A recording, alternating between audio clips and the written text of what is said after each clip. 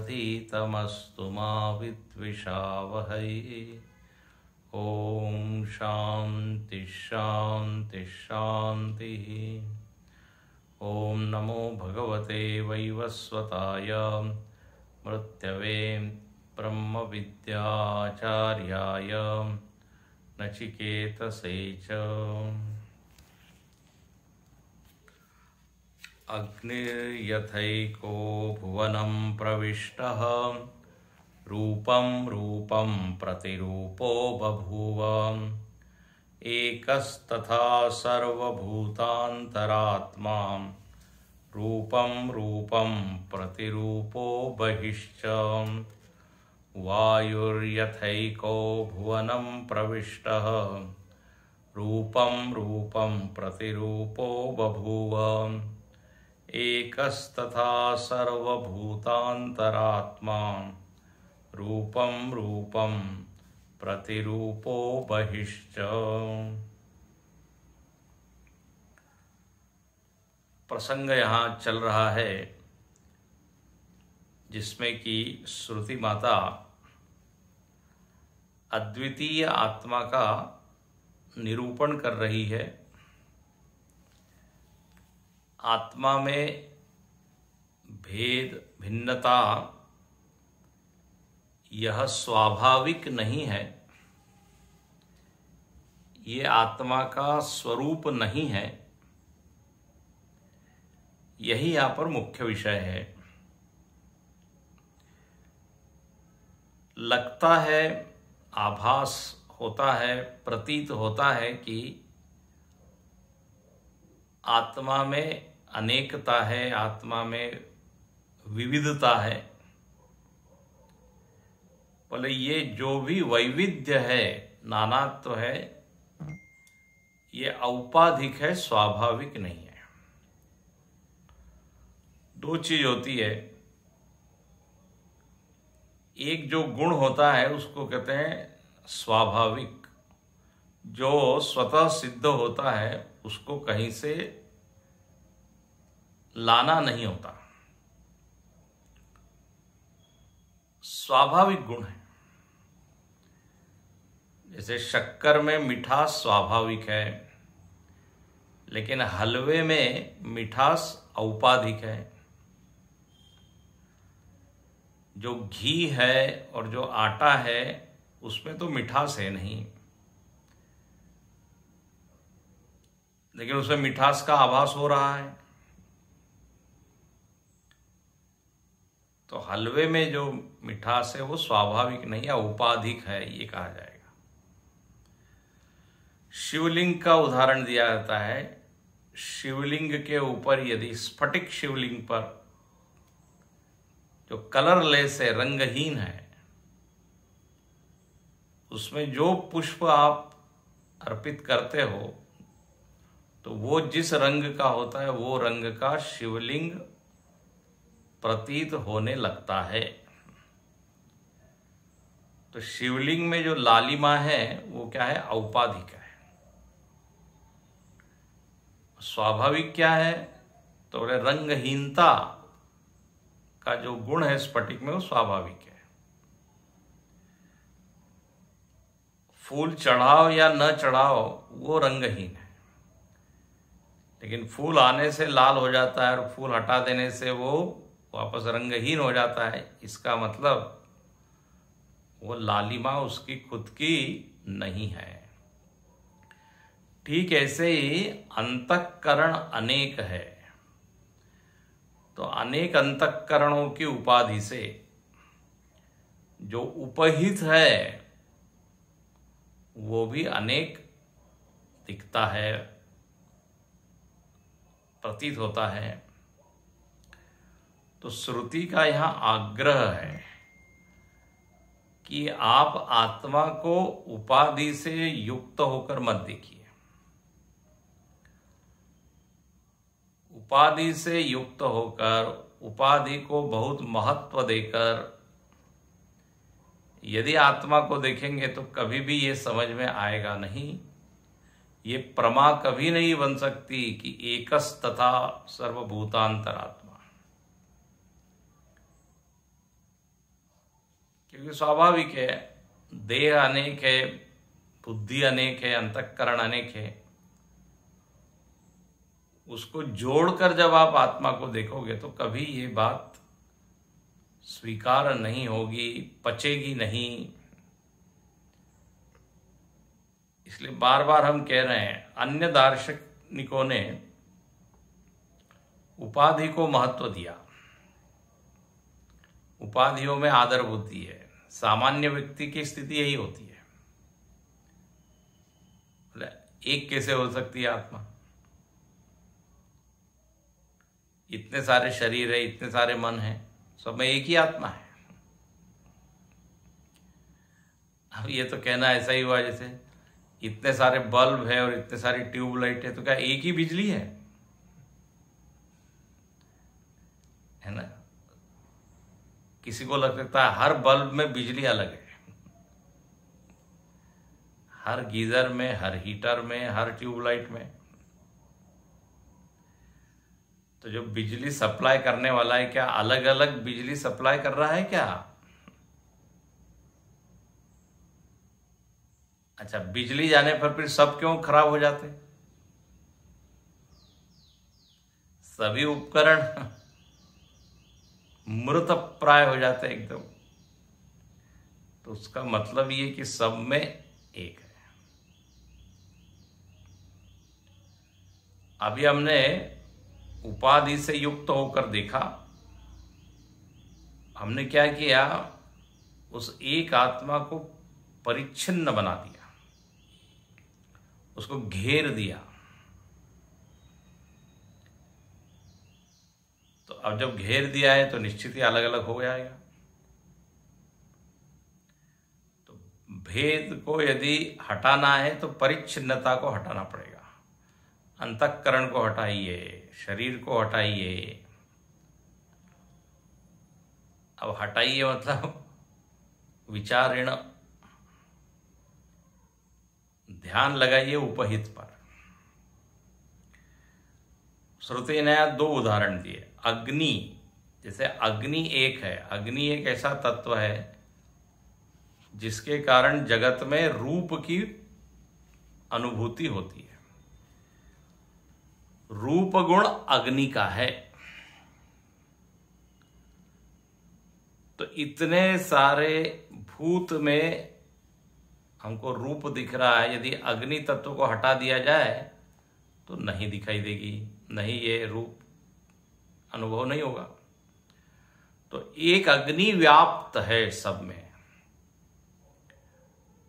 इसलिए लिखते हैं अग्निर यथा एक भुवनम प्रविष्ट। भुवन मतलब ये समष्टि में एक अग्नि है, समष्टि अग्नि है, और वो अलग अलग भास रही है क्योंकि जिसमें प्रवेश किया है वो अलग अलग है। कल हमने देखा था दाह्य भेदेन, अलग अलग काष्ठ है, अलग अलग लकड़ियां हैं, तो उसमें अलग अलग अग्नि दिखती है। लेकिन जहां तक अग्नि का प्रश्न है उसमें भेद नहीं है, वो एक ही है। तथा अंतरात्मा एक। काष्ठ उपाधि उपहित अग्नि अनेक है, काष्ठोपाधि उपहित। और फिर एक अग्नि से दूसरे अग्नि में भेद दिखाई देगा। लेकिन उपाधियों को हटा के अग्नि को आप देखिए। ऐसे ही यहां लिखते हैं प्रतिदेहेषु, कल हमने देखा था हर देह में प्रविष्ट है आत्मतत्व। आत्मा ने मानो कि अनंत वेश धारण कर लिए हैं, और वेश अनेक है तो आत्मा अनेक हो गया। लेकिन तुलसीदास जी रामायण में कहते हैं जैसे एक अभिनेता अनेक वेश धारण करता है लेकिन वो अनेक होता नहीं है। फैंसी ड्रेस इत्यादि कंपटीशन होती है, एक ही व्यक्ति अलग अलग जो है रूप लेके आ रहा है, लेकिन मालूम है ये लड़का एक ही है। तो ऐसे यहां पर लिखते हैं अतिसूक्ष्मत्वात् दारु आदिषु सर्वदेहम प्रति प्रविष्टत्वात् प्रतिरूपो बभूव। कल देखा था हमने। और वैसे वो कैसा है? बहिश्च, अपने स्वरूप में वो स्वरूप को यदि आप देखें तो वो एक ही है, निरुपाधिक है, निर्विकार है। तो जैसे पीछे अग्नि का उदाहरण दिया, अब विचार वही है, सिद्धांत वही है, दृष्टांत अलग है। द्राष्ट्रांत है कि द्राष्ट्रांत मतलब सिद्धांत। एक अद्वितीय आत्मा है। बोले कैसे है एक आत्मा? तो कहते हैं जैसे वायु, वायुर यथा एकः भुवनम प्रविष्ट। बोले जैसी वायु सब में प्रविष्ट हो गई है और वायु में भेद होता नहीं। अच्छा, अब यहां पर वायु का अर्थ क्या है? तो भाष्यकार यहां लिखते हैं प्राणात्मना देहेषु अनुप्रविष्ट। यहां पर वायु का अर्थ है प्राण। ये प्राण की आत्मा है। अब प्राण किसको कहते हैं? तो देखिए, जब ये वायु जो समष्टि वायु हम कह सकते हैं, जो वायु है बाहर, वो जब नासिका छिद्र से फेफड़े में जाती है तो उसको अब आप बोल देते हैं प्राण। हाँ, प्राण संज्ञा को वायु प्राप्त हो जाती है। यहां पर बड़ा अच्छा लिखा है प्राणात्मा। ये वायु को नाम क्या दिया? प्राण की आत्मा। मतलब यदि ये वायु नहीं होगी, समष्टि वायु, तो प्राण काम नहीं कर सकते। जब ऑक्सीजन सप्लाई बंद हो गया तो प्राण रुक जाते हैं। तो समष्टि वायु ही प्राण को प्राप्त हो जाती है, प्राण संज्ञा को, जब वो फेफड़े में जाती है। अच्छा, फिर उसी वायु के भेद हो जाते हैं। जब वो वायु उदर में काम करती है, उदरवर्ती वायु समान कहलाती है, जो अन्न को पचाने में सहयोग करती है। वायु का एक भाग रक्त संचार में सहयोग करता है। वो पूरे शरीर में व्याप्त होती, क्योंकि सिर से लेकर पैर तक रक्त संचार आवश्यक है। तो उसको कहते हैं व्यान वायु। व्याप्त होने के कारण उसको क्या कहते हैं? व्यान, व्यान वायु है। ऐसे ही भोजन को नीचे ले जाने में जिसकी भूमिका है वो है अपान वायु। तो वायु का व्यवहार अलग अलग हो गया और उनकी संज्ञा अलग अलग हो गई। तो समान, व्यान, अपान, उदान, ये विषय पहले कई बार आ चुका है। उदान वायु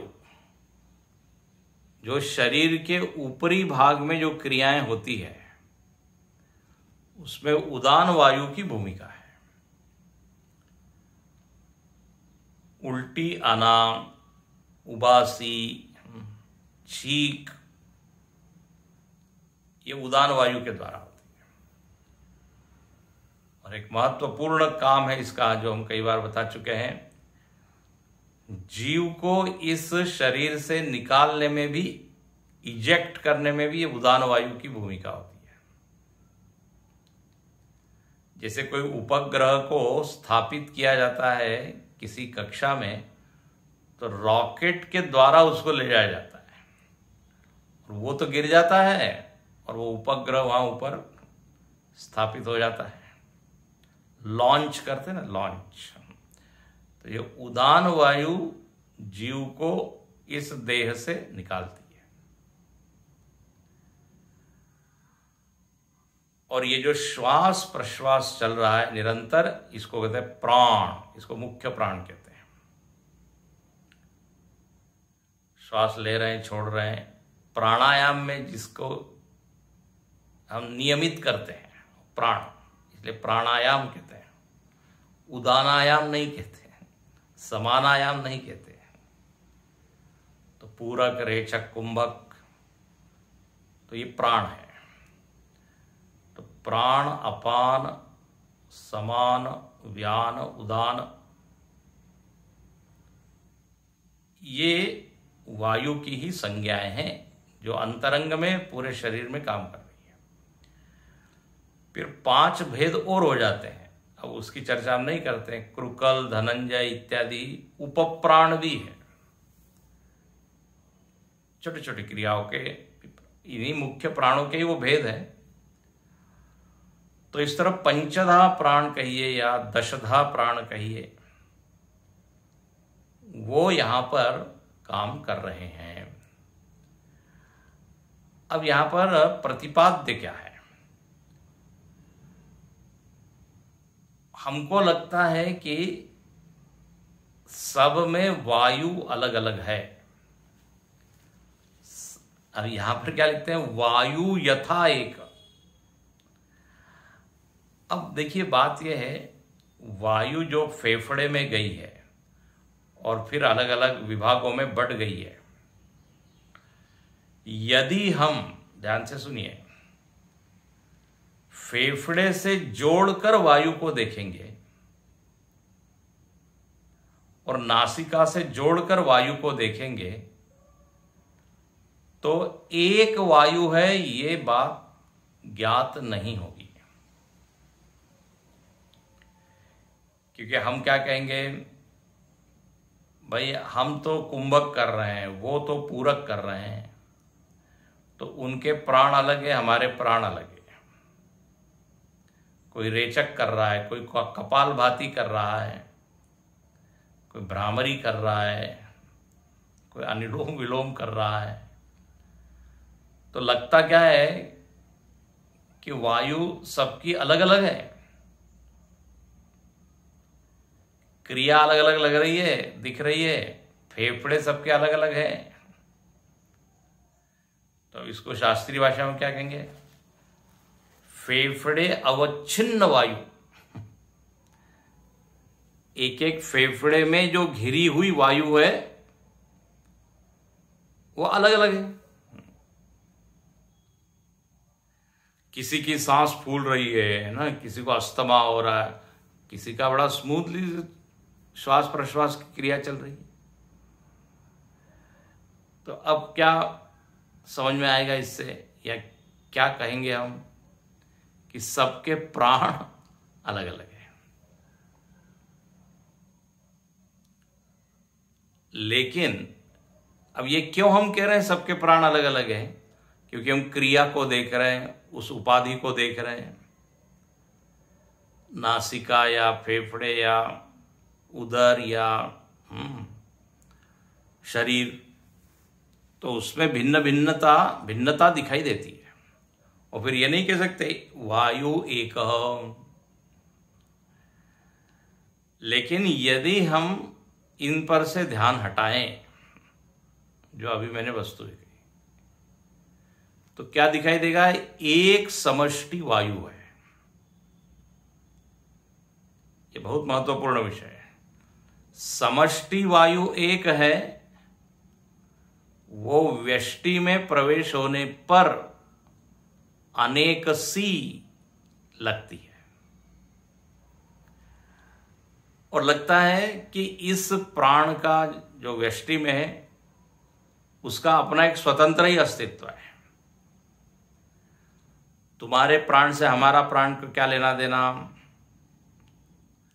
बाहर के वायु से हमारी जो अंतरंग वायु है उससे क्या लेना देना?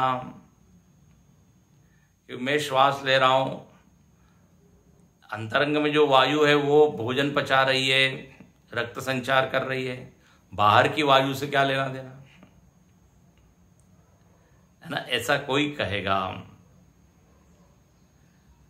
लेकिन जरा कल्पना कीजिए, यदि बाहर की वायु न हो तो ये सब व्यष्टि वायु का कोई स्थिति हो सकती है?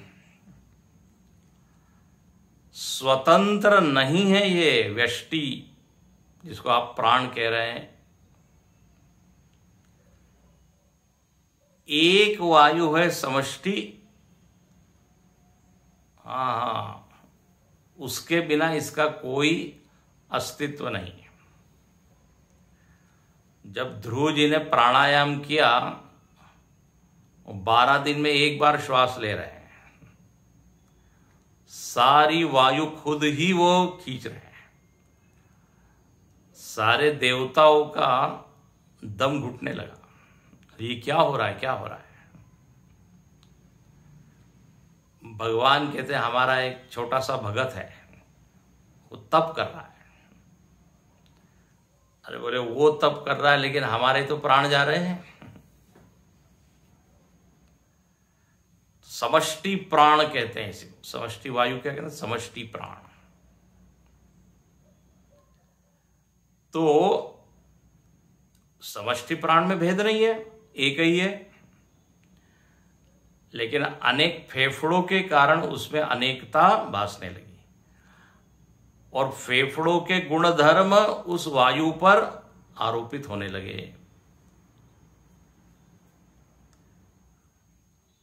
जैसे हमने अभी पीछे देखा, अग्नि के ऊपर आरोप हुए किसके, अलग अलग उपाधियों के, छोटी अग्नि, बड़ी अग्नि।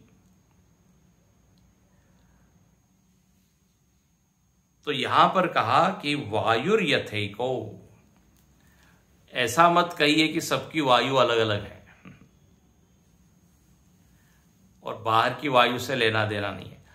जैसे कोई ये कहे किसी कमरे में सो रहा हो और कमरे में जितनी जगह है, बोले बस वही जगह है, वही आकाश है,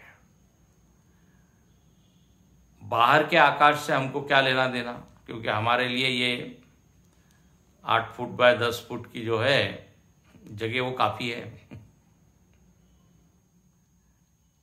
ऐसा ही होता है, जब हमारा ध्यान अपनी उपाधि पर, हमारी क्रिया पर रहता है, तो जो व्यापक चीजें वो ओझल हो जाती है, दृष्टि गोचर नहीं हो पाती, उसका अस्तित्व ही स्वीकार नहीं कर पाते, भूल ही जाते हैं। जिसको आप कहते हैं ये बड़ा स्वार्थी है, ये बड़ा क्या भौतिकवादी है, मतलब क्या है, उसको समष्टि का कोई ख्याल नहीं, समष्टि पर ध्यान नहीं, समष्टि की चिंता नहीं। मैं मेरा, तुम्हारा अलग है, हमारा अलग है। ये जो मैं और मोर तोरते माया, श्रुति माता ये जो अल्पता है, सीमाएं हैं, दीवारें हैं, उनको हटाना चाहती है और कहती है जरा व्यापक आप विचार कीजिए। एक घर है और आप घर में बड़े आराम से रह रहे हैं, लेकिन वो घर का अस्तित्व किसके कारण है? एक शहर है, एक गांव है, उसमें एक घर है। शहर का अस्तित्व किसके कारण है? तो बोले एक प्रांत है, एक प्रदेश है, प्रदेश का एक हिस्सा है। प्रदेश का एक हिस्सा काट दिया तो हम कहने लगे ये शहर है। शहर का एक हिस्सा है वो कॉलोनी है, कॉलोनी का एक हिस्सा है घर है। हम उसको सीमित सीमित सीमित करते चले गए, अवच्छिन्न कर दिया हमने, अविच्छिन्न परिच्छिन्न इसको कहते हैं।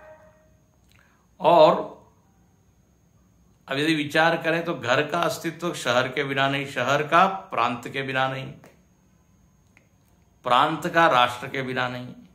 अब कोई कहे हमको राष्ट्र से क्या लेना देना, हम तो प्रांत में रहने वाले हैं, प्रदेश का अभिमान जिसके में बहुत होगा, तो वो राष्ट्र की दृष्टि से सोच ही नहीं सकता। ध्यान से सुनिए, प्रदेश की दृष्टि पर प्रदेश की दृष्टि से यदि वो विचार कर रहा है तो अरे राष्ट्र जाए भाड़ में, हमको अपने प्रदेश की जरूरत है। और प्रदेश का अस्तित्व देश के बिना नहीं है भाई। राष्ट्र है तो हम है, शहर है तो घर है। राष्ट्र यदि पराजित हो गया तो आपका घर भी गया। फिर ये देखो, व्यष्टिवाद और समष्टिवाद ये है। अच्छा, राष्ट्र जो है वो पृथ्वी का भाग है। पृथ्वी से काट के आप देश को कैसे रख सकते हैं?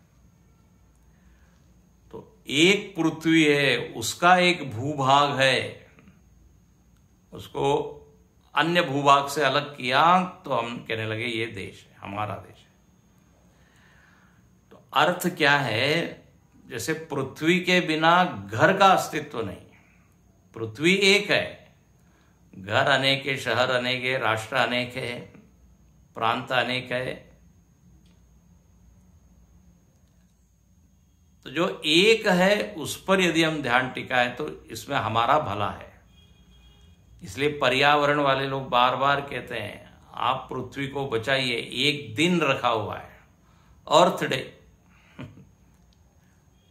पहले कभी इसकी जरूरत पड़ी नहीं, अर्थ डे। मतलब कम से कम आज तो पृथ्वी की ओर जरा ध्यान दीजिए। पृथ्वी का तापमान बढ़ते जा रहा है, पृथ्वी में हरियाली की कमी हो रही है। मालूम नहीं कितने परिवर्तन हो रहे हैं। पृथ्वी का ही अस्तित्व नहीं रहेगा तो हमारा क्या है?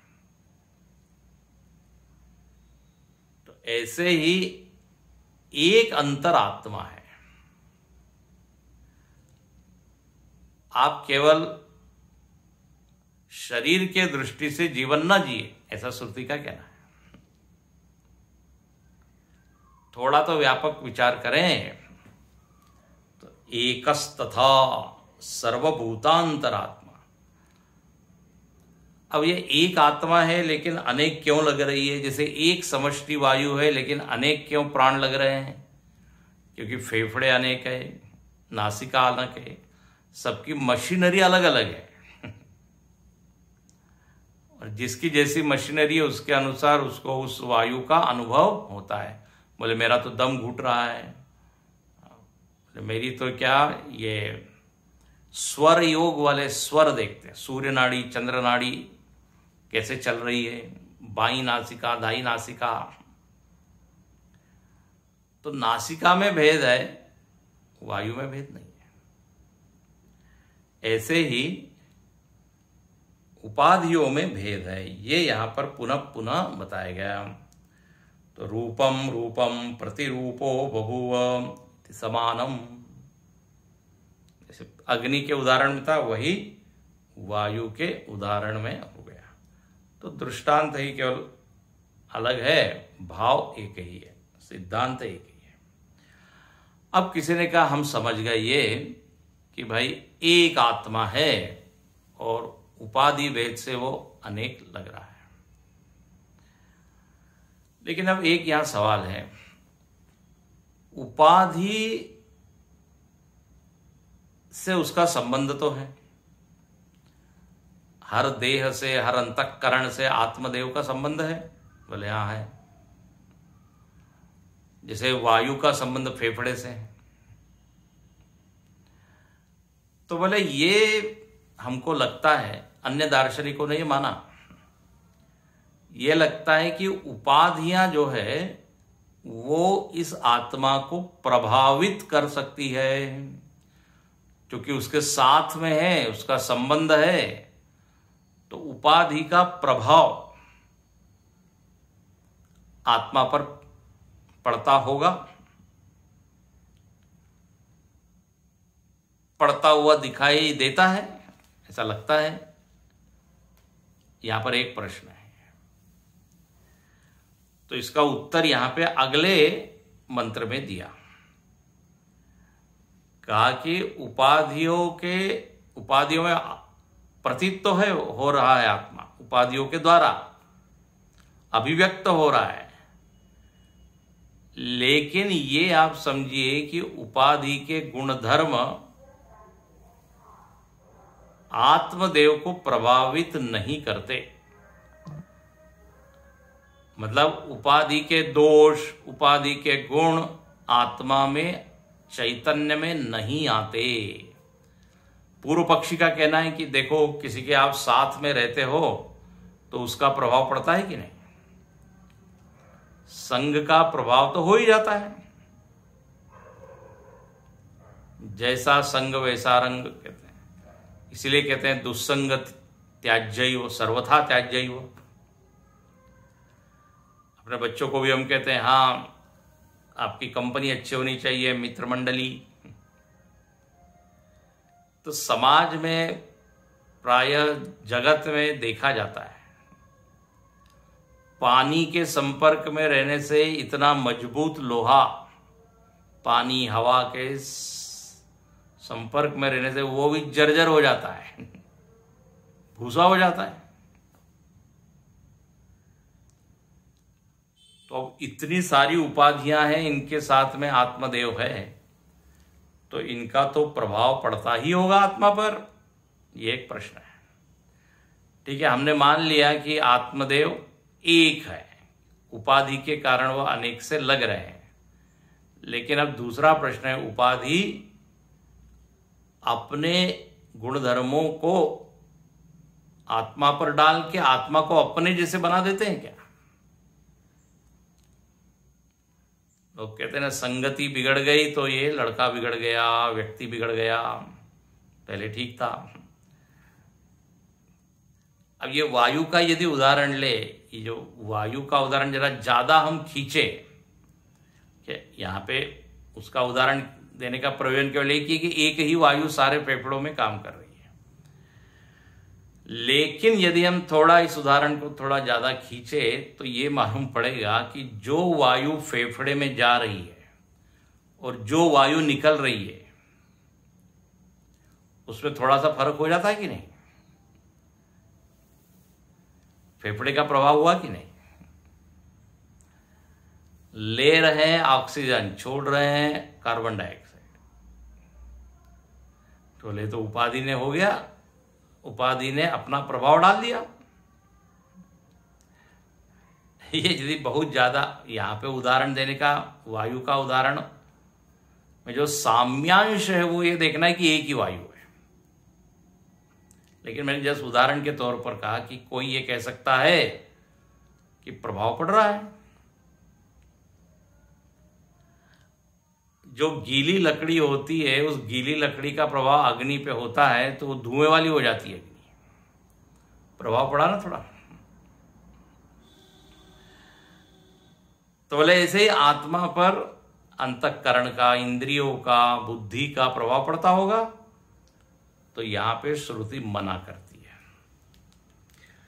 एकस्य सर्वात्मत्वे संसार दुःखित्वम परस्यैव तदिति प्राप्तम अतः इदम उच्यते।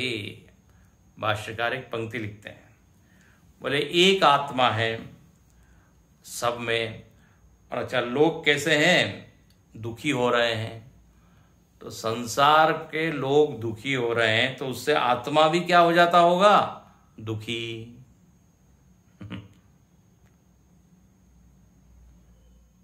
तो क्या ये सही है? क्या आप इसका समर्थन करते हैं? श्रुति माता कहती है नहीं।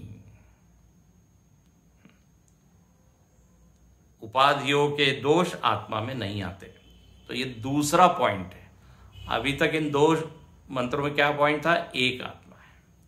अब दूसरा पॉइंट है वो आत्मा अविकारी है। उदाहरण अब यहां तीसरा है। क्या उदाहरण है? सूर्य का उदाहरण है। देखो, सूर्यो यथा सर्वलोकस्य चक्षुः न लिप्यते चाक्षुषै बाह्यदोषैः एकस्तथा सर्वभूतान्तरात्मा न लिप्यते लोकदुःखेन बाह्यः सूर्यो यथा सर्वलोकस्य चक्षुः न लिप्यते चाक्षुषै बाह्यदोषै एकस्तथा सर्वभूतान्तरात्मा न लिप्यते लोक दुःखेन बाह्यः। दूसरी पंक्ति तीनों मंत्रों में कॉमन है, एक टुकड़ा, एकस्तथा सर्वभूतान्तरात्मा, है ना, ये पहले में भी था, 9वें में, 10वें में, 11वें में। अच्छा, 9वें 10वें में क्या था? रूपम रूपम प्रतिरूपो, एक ही अनेक सा दिखता है, ये था।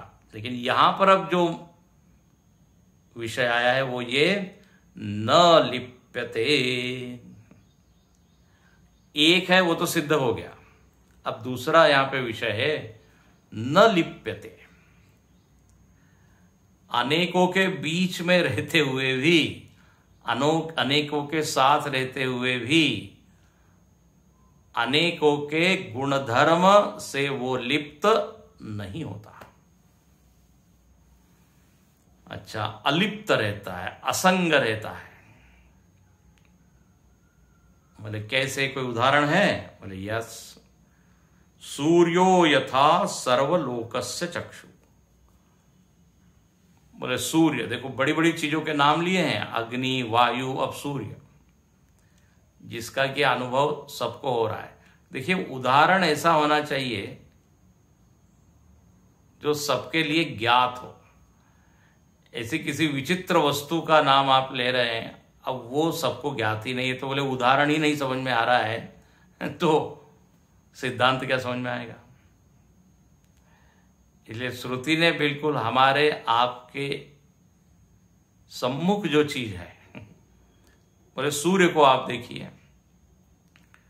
अच्छा, बोले क्या है भाई, सूर्य में क्या गुण है? तो सूर्यो यथा सर्वलोकस्य चक्षु, सबसे पहला पॉइंट तो यहां बताया कि सूर्य जो है सब लोक की चक्षु है।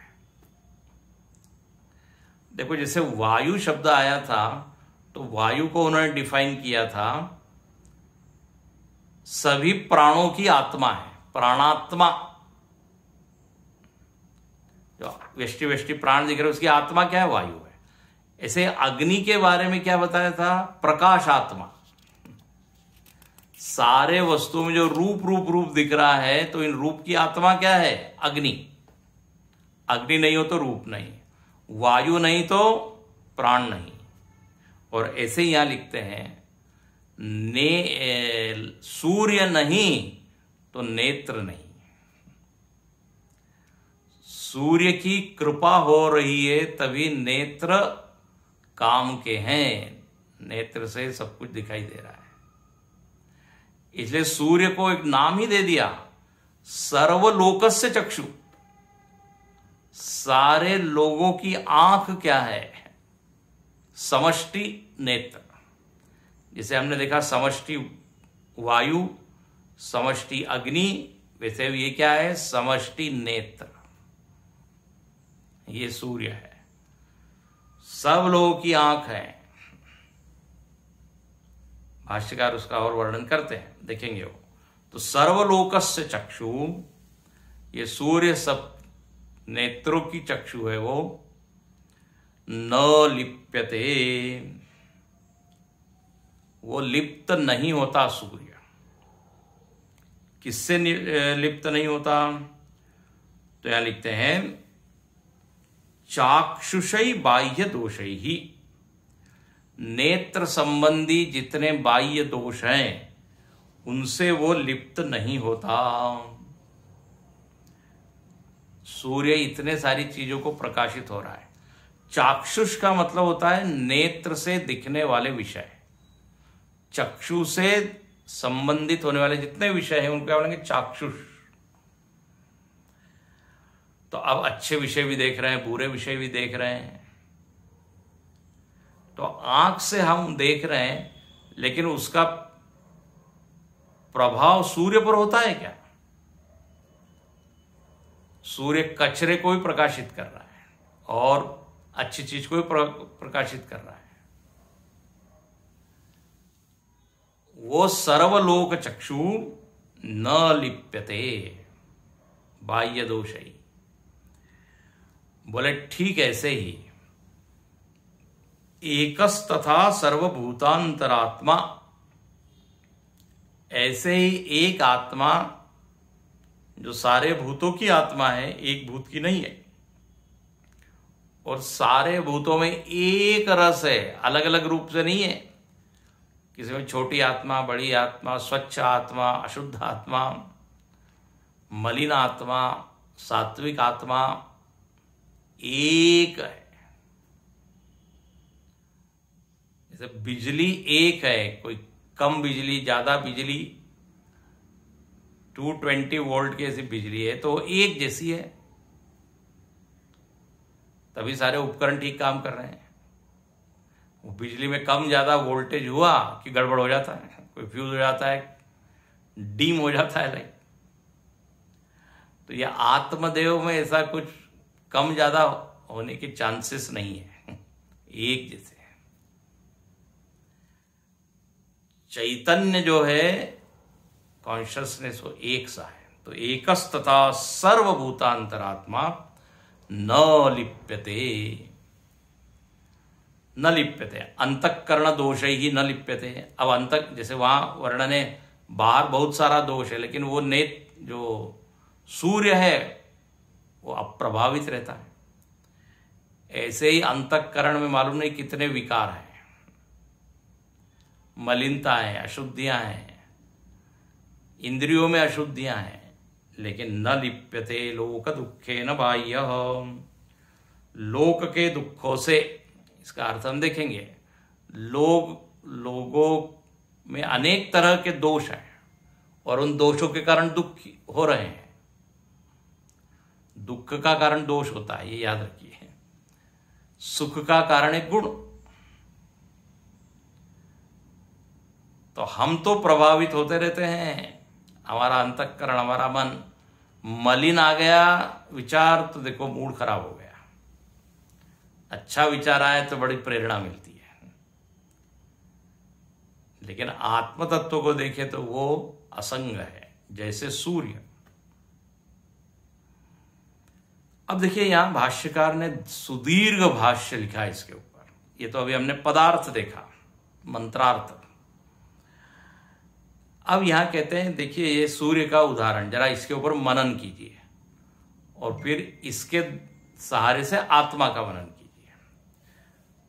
अच्छा, बोले क्या है भाई ये सूर्य? तो सूर्यो यथा चक्षुषः आलोकेन उपकारम कुर्वन्। देखो ये है भाष्यकार। सूर्य क्या है? तो बोले सूर्य जो है ना, सबकी क्या है? चक्षु है। बोले आप इसको सबकी चक्षु क्यों कह रहे हैं? क्योंकि आलोकेन उपकारम कुर्वन् चक्षुषा, ये सूर्य उपकार कर रहा है, नेत्रोपकारी। नेत्र पर उपकार करने वाला कौन है? सूर्य है। आप कल्पना कीजिए सूर्य न हो तो क्या हम देखेंगे? तो अंधेरा अंधेरा, नेत्रों की कोई उपयोगिता ही नहीं रहेगी। नेत्र केवल एक बटन की तरह हो जाएंगे जिसमें कोई प्रकाशन की सामर्थ्य नहीं है, केवल 2 छिद्र हो जाएंगे बस। सूर्य के कारण ही नेत्र की कुछ महत्व है सूर्य का। इसलिए कितना अच्छा शब्द दिया, आलोकेन उपकारन कुर्वन्। और इसको सर्व चक्षु का, लोक चक्षु या समष्टि नेत्र। देखो समष्टि नेत्र का क्या अर्थ होता है? ऐसा नहीं कि सारे नेत्रों को मिला के जो नेत्र बनता है वो समष्टि नेत्र। यहां पे जरा ध्यान से आपको एक बात बताते हैं, उसको समझिए। कई बार ये जो समष्टि शब्द आता है ना, ये गड़बड़ करता है। समष्टि वायु, तो क्या एक भाव बनता है कि सारी वायुओं को मिला दिया जाए तो वो बन जाएगी समष्टि वायु। प्रायः लोग समष्टि का अर्थ अंग्रेजी में कर देते टोटल। तो सबको जोड़ दिया, जोड़ करते ना 1 + 1 +, तो बोले ये टोटल हो गया। तो सारे फेफड़ों की वायु को जोड़ लीजिए तो बोले वो बन जाएगी समष्टि वायु। ऐसा नहीं है।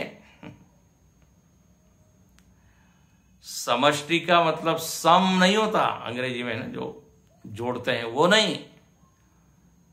समष्टि वायु का अर्थ होता है सारी वायुओं पर, सारे प्राणों पर जिसकी कृपा हो रही है वो समष्टि वायु। ऐसा नहीं कि जितनी फेफड़ों में वायु है उतनी ही समष्टि वायु, उससे भी अलग है। ऐसे ही समष्टि नेत्र, सारे नेत्रों को जोड़ने के बाद जो प्रकाश होगा वो सूर्य में है, इसलिए उसको समष्टि नेत्र कहते हैं। ये नहीं, बल्कि उसका भाव ये है जो समष्टि मतलब सारे नेत्रों पर कृपा कर रहा है, इसलिए उसका नाम है समष्टि नेत्र। समष्टि डजंट मीन कि सबको जोड़ दिया और वो बन गया। कई बार लोग होते हैं समष्टि बुद्धि। भगवान का एक नाम क्या है? समष्टि बुद्धि। मतलब क्या? हम सब लोगों की बुद्धियों को जोड़ दिया जाए तो जो बुद्धि बनेगी वो समष्टि बुद्धि। बाप रे, वो तो कितनी कंफ्यूज्ड बुद्धि होगी। हर व्यक्ति में कंफ्यूजन है, भ्रम है, अज्ञान है, और सारे इन बुद्धियों को जोड़ दिया जाए तो समष्टि अज्ञान हो जाएगा। समष्टि बुद्धि सर्वज्ञ नहीं होगी, फिर क्या होगी? वो समष्टि अज्ञ। सभी लोग अज्ञानी हैं। तो भगवान की बुद्धि क्या है? समष्टि बुद्धि, ऐसा बोलते हैं। और उनको बोलते क्या है? वो सर्वज्ञ है। तो समष्टि बुद्धि मतलब सारी बुद्धियों का जोड़ नहीं, बल्कि सारी बुद्धियों में ज्ञान जहां से आया है, ध्यान से सुनिए, सारे बुद्धियों से जो जुड़ा हुआ है उसको कहते हैं समष्टि बुद्धि। वो भगवान है, वो भगवान की बुद्धि है, इसलिए भगवान को कहते हैं सर्वज्ञ। सारी बुद्धियों में क्या हो रहा है वो जानता है, इसलिए उसको सर्वज्ञ समष्टि बुद्धि कहते हैं। उसी को हिरण्यगर्भ भी कहते हैं। तो इस समष्टि शब्द से total mind means 1 + 2 + 3 + all minds, you add it and then what comes, वो हो गई टोटल माइंड। बोले ये नहीं। तो समष्टि नेत्र जब हम कहते हैं तो जितने भी नेत्र हैं, कीट पतंग जीव, जितने जीव हैं, उन सब पर जो कृपा कर रहा है वो है सूर्य। इसलिए उसको सर्वलोक चक्षु कहा, समष्टि नेत्र। अच्छा, अब आलोकेन उपकारम कुर्वन्, सबके ऊपर उपकार कर रहा है सारे नेत्रों पर। और कैसा है वो? तो न लिप्यते। तो इसके ऊपर भाष्य है, कुर्वन् मूत्र पुरीषादि अशुचि प्रकाशनेन तद्दर्शिनः सर्वलोकस्य चक्षु अपि सन न लिप्यते। है जितने गंदगी जो जगत में दिख रही है, अशुद्धि है, मलिनता है, तो अब जैसे मूत्र पुरीषादि, मलमूत्र इत्यादि है, कचरा है, गटर का पानी है, सबका वो प्रकाशन कर रहा है। अब गंदगी है, कोई कीचड़ है, वो सब सूर्य के प्रकाश में दिखता है कि नहीं? सूर्य ऐसा नहीं कहता नहीं नहीं मैं तो केवल अच्छी अच्छी चीजों को प्रकाशित करूंगा, क्योंकि गंदगी को मैं प्रकाशित करूंगा तो मैं गंदा हो जाऊंगा। न, यहां लिखते हैं अशुचि प्रकाशनेन तद्दर्शिन, उसका जो देखने वाला है, जितने भी मलिन पदार्थ है उनको देखने वाला कौन है? सूर्य, जो कि सर्वलोक का चक्षु है, वो उनको देखते हुए भी न लिप्यते। अच्छा, और फिर यहां लिखते हैं चाक्षुषई ही, चाक्षुषई मतलब नेत्रभास से जितने विषय हैं, अशुच्यादि दर्शन निमित्तैः आध्यात्मिकैः पाप दोषैः बाह्यैः अशुच्यादि संसर्ग दोषैः। इतना बड़ा ये वाक्य है, इसको कल हम ठीक से देखेंगे।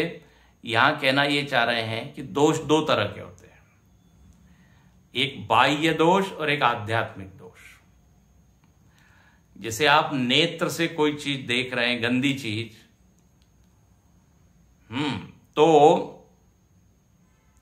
एक अंतरंग में दोष आ जाता है, उसको कहते हैं आध्यात्मिक दोष। एक तो हुआ बाह्य दोष, नेत्र से यदि आपने कोई एकदम चमकदार चीज देखी तो एकदम नेत्र पे उसका क्या होता है, प्रभाव पड़ता है, चौंधी आ जाती है आंखें। वेल्डिंग इत्यादि होता है तो नेत्र पर प्रभाव होता है कि नहीं? हाँ, इसलिए वो एक शील्ड लगा के फिर वो देखते हैं, गॉगल इत्यादि, तो अपने को दोषों से बचाने के लिए। तो एक हुआ बाह्य दोष। दूसरा दोष है आध्यात्मिक दोष। वो क्या है? गलत चीज हमने देख ली तो अंतःकरण में पाप आ जाता है।